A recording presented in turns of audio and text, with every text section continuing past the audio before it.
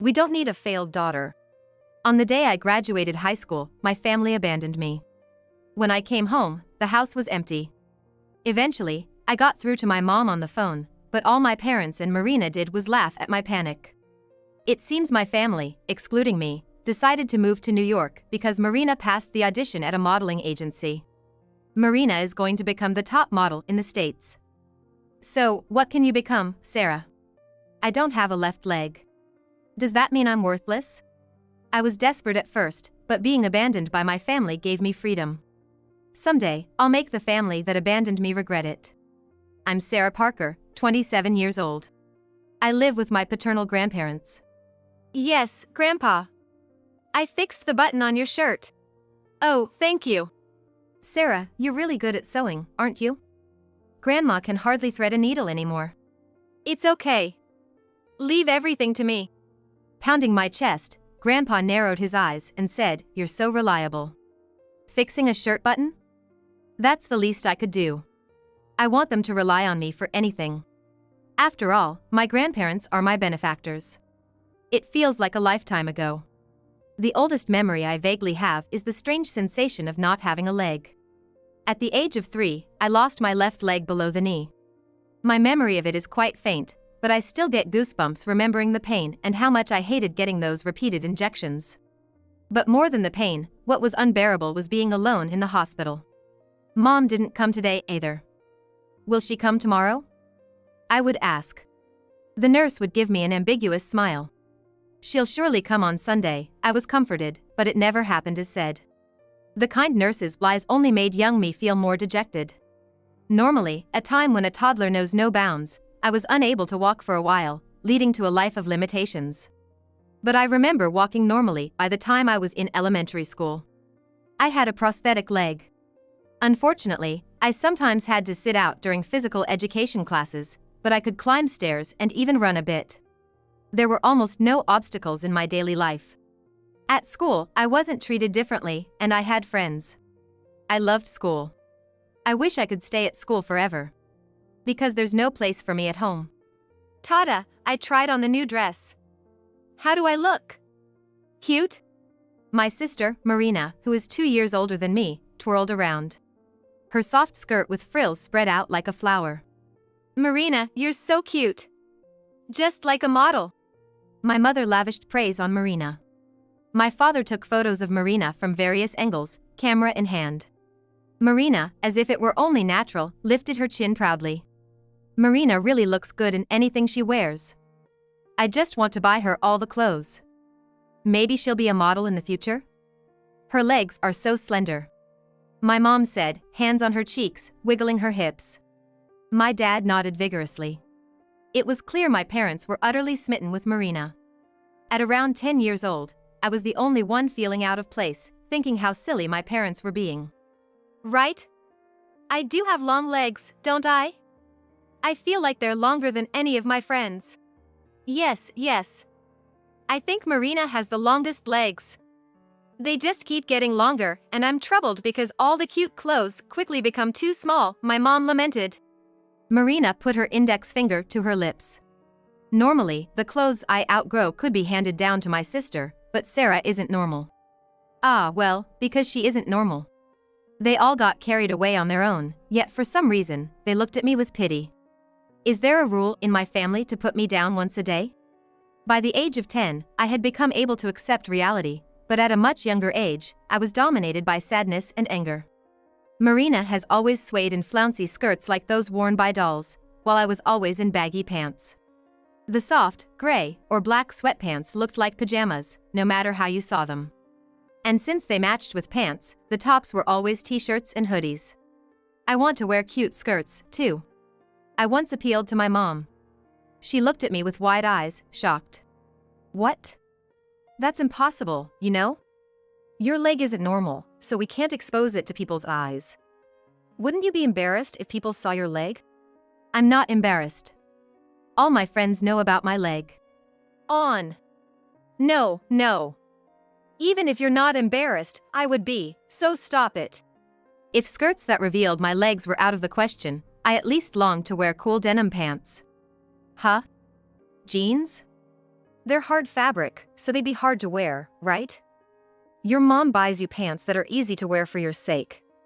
Do you understand your mom's kindness? Besides, jeans are expensive, so no. But you buy lots of clothes for my sister. Really? You're complaining when we've bought you a leg? We're spending extra on something you need, and you still want more? Clothes for your sister, a leg for you. Is that unfair?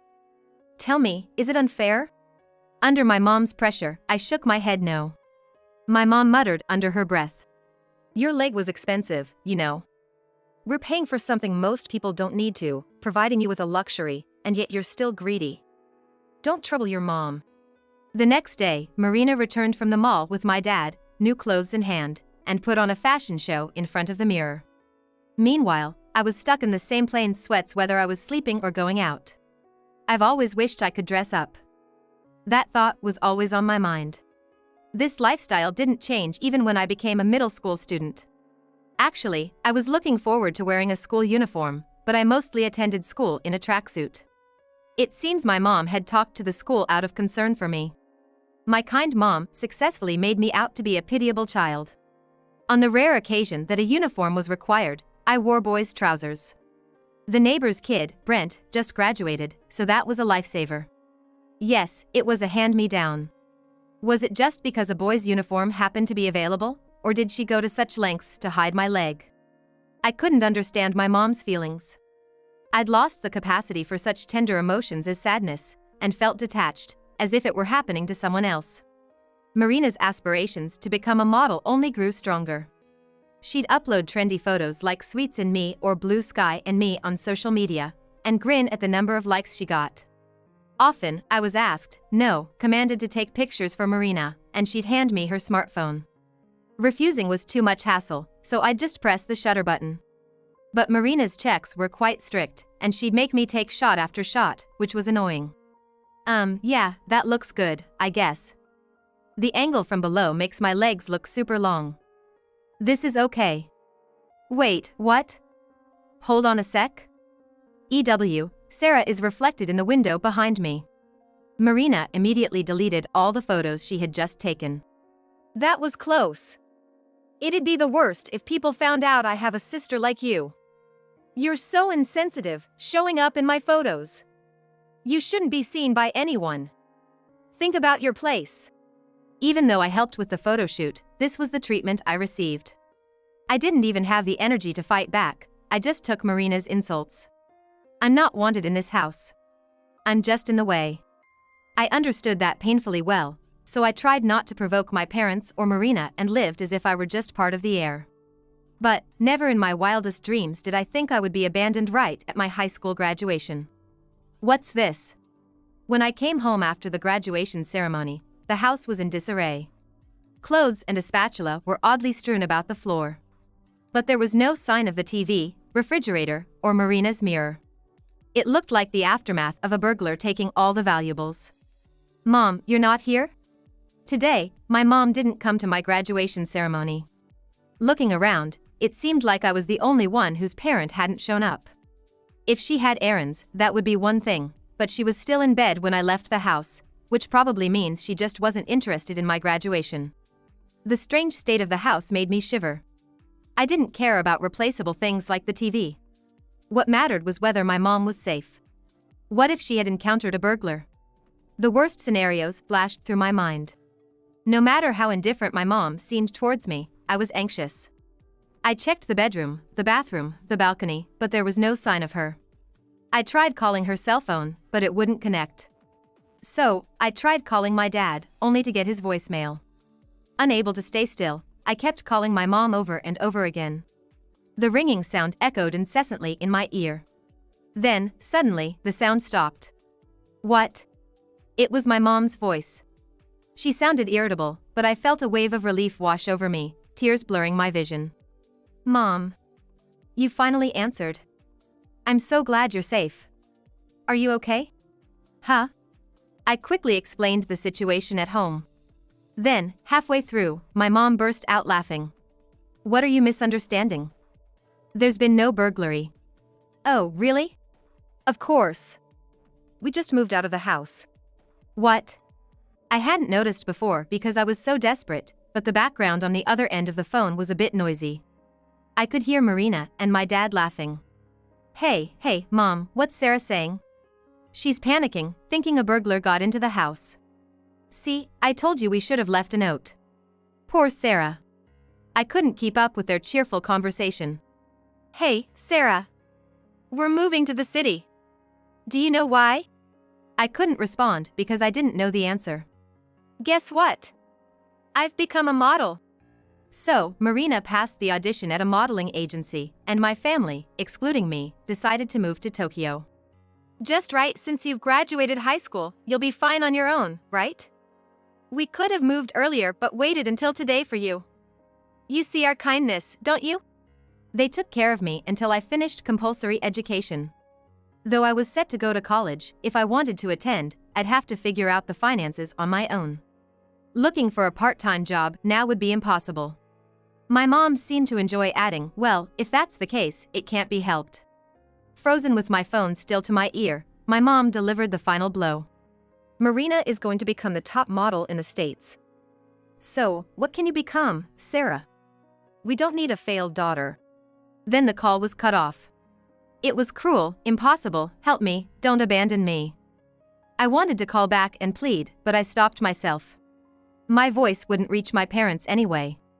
It was impossible for me, just 17 and freshly graduated from high school, to suddenly live on my own. Maybe my middle school teachers would help if I begged them. No, that would just be a burden. Then, the idea of my grandparents came to mind. My paternal grandparents lived in the same city, but I hadn't seen them in about 10 years. I often heard my mom badmouth them, saying they were devils old enough to torment even her. Someone with a strong will. I might be turned away at their doorstep, but they were the only relatives I could turn to. Still in my uniform with a congratulatory graduation flower pinned to my chest, I boarded a bus and headed to the house of my grandparents, whose faces I barely remembered. Is that you, Sarah? Sarah, is it? You've grown so much. We've wanted to see you for so long. As soon as we saw each other, my grandmother, with tears welling up in her eyes, embraced me. I had braced myself for meeting terrible people, but all the tension drained from my body instantly. Then tears began to stream down my face.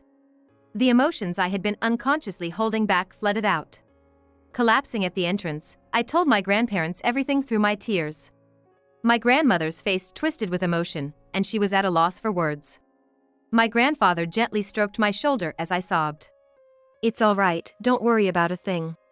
The grandparents I had imagined to be wicked were nothing of the sort, and in them, I found salvation. Sarah, you're not a failure. You're a normal girl. Don't hold back, live as you wish. Since then, I've been living with my grandparents. Since coming to their house, I've never been told no. Whenever I consult my grandparents, they always encourage me, give it a try. This is how I ended up wearing a fluttery knee-length skirt for the first time in my memory. Sarah, you look adorable. It suits you well. A mix of shyness and joy filled my heart to the brim. I had never known that simply wearing clothes I liked could make my heart dance like this. My grandparents accepted me, no matter what. When I dyed my hair brown, my grandfather greeted me with a hello. When I bought pants with torn knees, my worried grandmother added appliques to them, and I secretly cried. I had been saving money from my part-time job to buy a sewing machine, and on Christmas morning, I found a high-end sewing machine placed beside my pillow. I was surprised that Santa Claus came for me at this age. All of these are precious memories to me. Living without restrictions, I went on to a fashion school after I moved in with my grandparents. During my time there, I launched my own brand. I create the cute skirts and cool denim pants I've always admired. While I focus on design, that's not all there is to it. My clothes are made to be easy for everyone to wear, regardless of age, gender, health, or physical challenges. Now, I'm 27 years old. Work is going well, and I lead a fulfilling life. But suddenly, the skies began to look ominous. Sarah, it's been so long. My mother greeted me with open arms.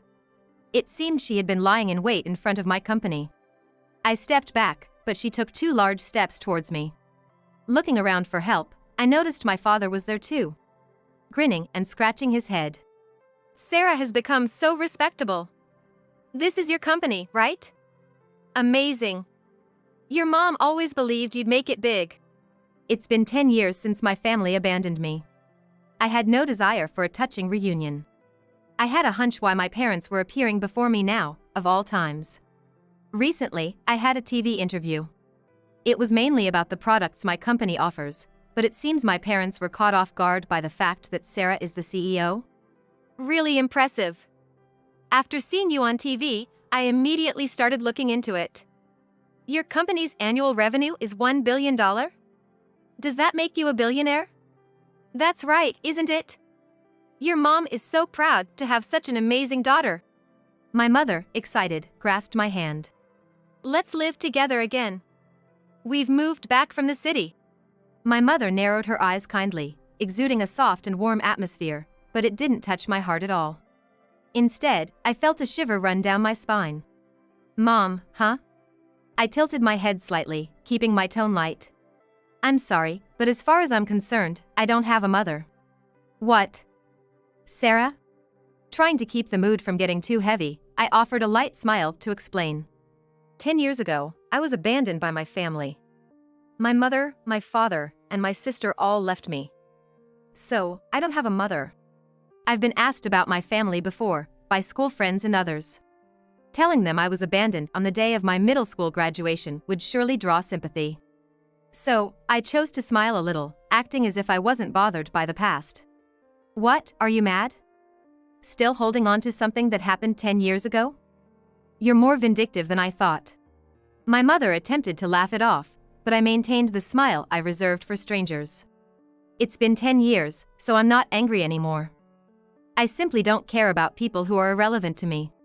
My mother's eyes widened, and her jaw trembled violently. It seems when you succeed in your career or hit the jackpot, relatives somehow multiply. The only choice for those swarming around money like filthy flies is extermination. After all, I can't assert that the aged woman before me is truly my biological mother. Despite 10 years passing, she looked significantly different from the mother in my memories. Sarah? We are family. We're connected by unbreakable bonds. For a moment, my mother, who had rolled her eyes back, regained her composure and firmly grasped my hand again. My memory of family has faded, so I can't really say. But you are not my mother. Her grip on my hand tightened. Without changing my expression or showing any pain, I continued calmly. Because my mother is not an old woman wrinkled like you. My mother's hand, which had been gripping mine, jerked away and covered her face. My sister went to New York to pursue modeling. I remember our mother also had a high sense of beauty and was diligent about skincare. Despite the passage of 10 years, my mother in her 50s couldn't possibly look like an old lady now. With all due respect, you're in your 70s, aren't you? The woman let out a small shriek, her face contorting in agony. The wrinkles on her face seemed to deepen even more. Her ugly appearance resembled that of a wicked old hag straight out of a fairy tale. Although I treated her as a stranger, deep down I knew there was a semblance of my mother in her. However, there was no denying that she looked like she was in her 70s. Her face was covered in wrinkles, her cheek skin drooping like a bulldog's jowls. Gray hairs stood out in her hair, which was dry and frizzy. And she looked more gaunt than slim. The fingers of the hand that had been holding mine moments ago resembled dried branches of a tree.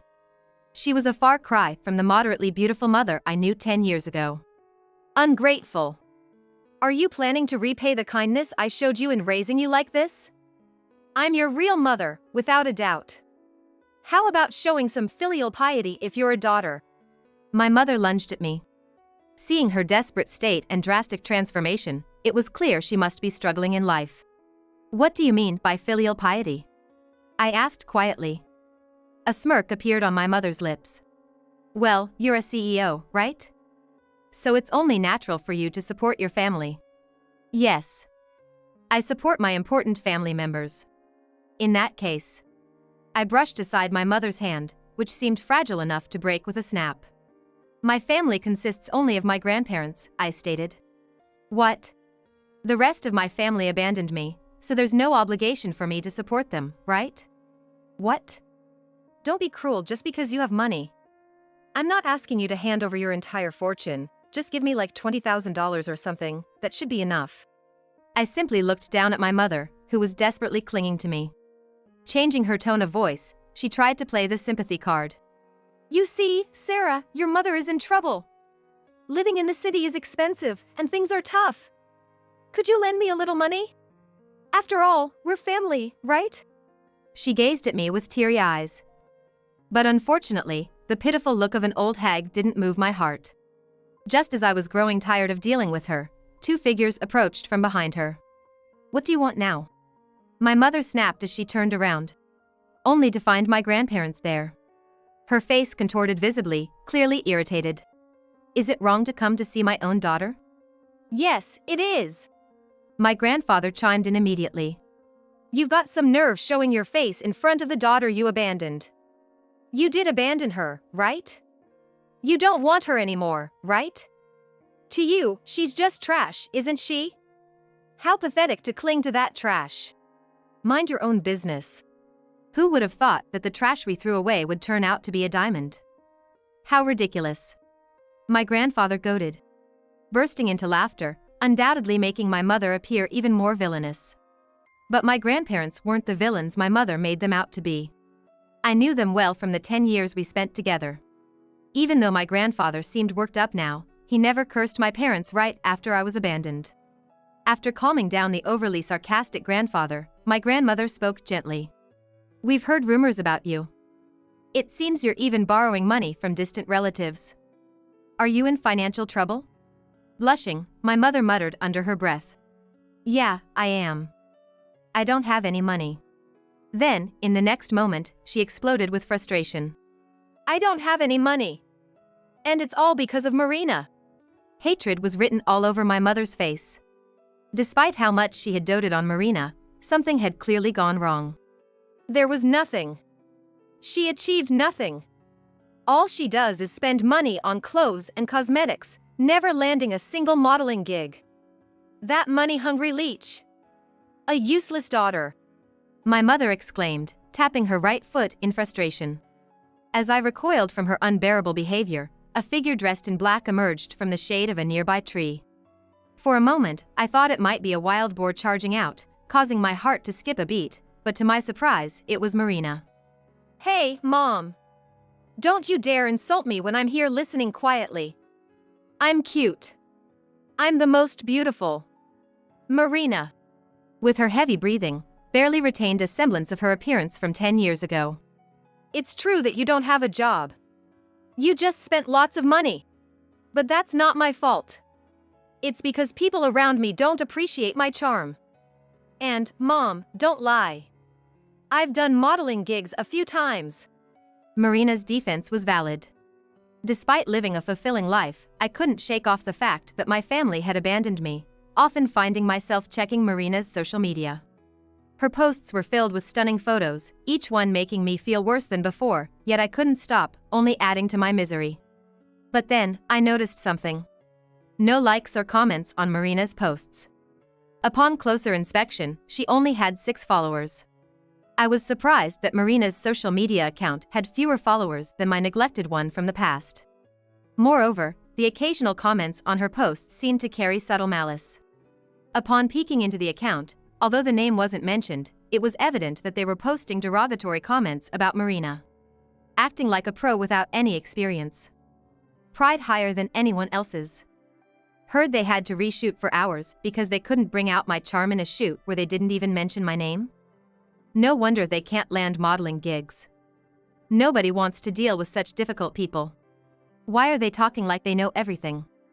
I'm a professional, so what's wrong with being particular? You're currently out of work. That's the answer. I scrutinized Marina's face closely. The pale complexion, the large eyes that took up a third of her face, the pink lips, the pointed chin. None of those features matched the Marina in front of me. The Marina on social media was built on lies and pretense. I'm different from those ordinary models. I don't resort to plastic surgery or pander to men. I'm the real deal, right? I'm not some bottom-tier model who relies on connections for work. I'm done with that ridiculous world. Despite being abandoned even by my mother, Marina's confidence was admirable. In a way, I couldn't help but respect her. Well, I never expected plain old Sarah to become the president of an apparel brand. Could it be that you want to use me as a model? Come on, tell me the truth. You want to favor family, right? But if you really insist, Sarah, I could be the model for your clothes, you know? Her super positive personality was probably thanks to all the pampering she received from our parents. While she's confident now, she's the complete opposite of me, who has always lived with my head down. If you asked me if I envy Marina, I'd hesitate to answer. My big sister as the model for our brand? Well, it depends on the terms, right? I could even consider an exclusive contract? I see.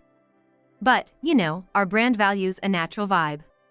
We aim to showcase people as they are, so it might be difficult for you, big sis. Huh? I've been checking your social media. The person on social media and the real you are totally different. Modeling without any editing. Can you handle that? Marina's eyes widened so much that her false eyelashes came loose. Her once porcelain-like skin now looked cracked like pottery. I have no intention of providing financial assistance, nor do I plan to use you as a model, big sis. You abandoned me, so please just leave me alone. I firmly stated, turning my back on my mother's. Marina muttered, her voice trembling slightly, "Who do you think you are, with venom?" Truth be told, I knew in advance that my mothers were coming to see me. It was all written on Marina's social media. Will become an exclusive model for a certain company, or when I return to my hometown, everyone will be sneaking glances at me. Why? Can they tell I'm a model from the city just by my aura? It was all pure fantasy. While it's embarrassing to watch, I'm grateful for these posts because they allowed me to keep track of my enemies' movements. I had been prepared for my mothers to come around today or tomorrow, so I was able to handle the situation calmly without getting flustered. As I was about to leave with my grandparents, my father, who had been silent the whole time, grinned and approached me. Sarah, your dad hasn't done anything terrible to you. He's just a victim who was always scared of your strong-willed mother and Marina. Deep down, he was always worried about you. Your dad is safe, right? My father's words caught me off guard, and I couldn't help but feel a little shaken. Huh? I stammered. My father started thank my grandparents. Mom, Dad. Thank you for taking care of Sarah. You've protected my precious daughter, and for that, I'm grateful. But from now on, I'll be the one to support Sarah. My grandparents were taken aback as well. Then, Mother raised her voice angrily. You, shut up. Whether you're here or not doesn't matter. She was right. Thanks to Mother, I came to my senses. Father, you're just as guilty for not doing anything, aren't you? Huh? That's ridiculous. Marina and Mom were the ones directly attacking. Don't lump Dad in with those nasty women. Father, trying to appease me with a mix of timidity and smirks, was repulsive. It suddenly struck me that I harbored no feelings toward this man. He was truly inconsequential, both then and now. Don't start acting like a father all of a sudden. You're not needed in Sarah's life anymore, my grandfather firmly expressed my sentiments. With an embarrassed air, Father deployed his usual tactic of blending into the background, effectively disappearing once again. However, Mother, unwilling to give up, weakly reached out to me. With her elderly appearance, she appeared pitiful, tugging at people's consciences with her appearance, which was indeed effective. Sarah, I'm truly sorry. It was all my fault. You've always lived earnestly without complaining, such a respectable child. I just misunderstood that you didn't need my help because you're such a wonderful child. I've realized that now. The truly precious daughter isn't Marina, it's you, Sarah. My mother's teary eyes wouldn't leave me. As for Marina, she managed to pass the audition for the modeling agency, but instead of getting paid for work, she ended up having to pay money. Enrollment fees, lesson fees, and all that. Wasn't she deceived? Even though your father quit his job and went all the way to the city to support her. And once she got there were plenty of girls cuter than Marina everywhere. It was impossible for Marina to be a model from the start. My mother's mouth kept going, perhaps because I was listening silently. On the other hand, Sarah, you're a president. How amazing is that? Just as I'd expect from my child. The more she praised me, the colder my heart grew. I was supposed to be the unwanted daughter, considered a failure. No, did I ever say you were a failure? My grandfather interjected, feigning innocence between my mother and me. Speaking of which, it's quite something for you to call someone else a failure. Wasn't it you who took away Sarah's leg? My mother tensed up. Didn't you mistake the gas pedal for the brake? You crashed into Sarah playing in the yard with a speeding car. The yard and the car were both a mess. It's a miracle Sarah survived. That was decades ago. There's no need to bring that up again.